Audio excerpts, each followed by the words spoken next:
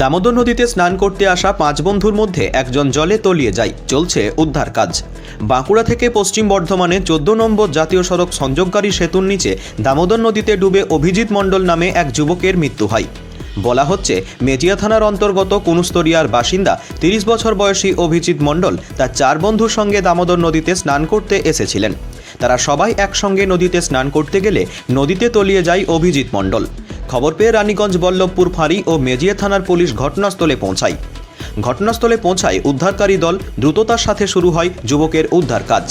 যুবকের ডুবে যাওয়ার খবর পেয়ে রানীগঞ্জ বড় 2-এর চেয়ারম্যান মোজাম্মেল শাহজাদা ও কাউন্সিলর জ্যোতি সিং ঘটনাস্থলে পৌঁছে ঘটনা খতিয়ে দেখেন।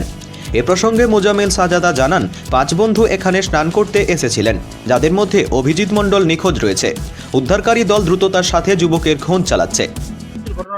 ঘটনা আমি অফিসে বসেছিলাম, আমার কাউন্সিলর রঞ্জিত সিং, যাকে জ্যোতি সিং বলে, ওয়ার্ডের একটা সিভিক ছেলে কাজ ছিল, ওরা চান করতে এসেছিল 5টা বন্ধু।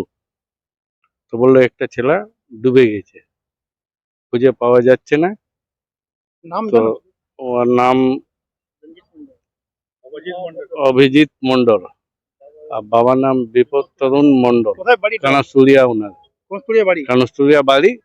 তো আমি নিজের কাউন্সিলর সঙ্গে এলাম আমরা দেখতে। তো এখানে বল্লভপুর আইসি সাহেব রয়েছেন, উনি বললেন আমরা চেষ্টা করলাম লোকাল ছেলেকে নিয়ে, বার করতে পারি না। এবারে আমরা খবর দিয়েছি রেস্কিউ টিমকে, ওনারা আসবেন, ওনার বার করবেন। মেজিয়া থানা আছে, আমাদের বল্লভপুর থানা, 2 জনা থানা মিলে এখানে দেখছেন ওটা কি করে যত তাড়াতাড়ি উদ্ধার করা যায় বডিটাকে। ব্যুরো রিপোর্ট, অ্যাক্টিভেস্ট বাংলা।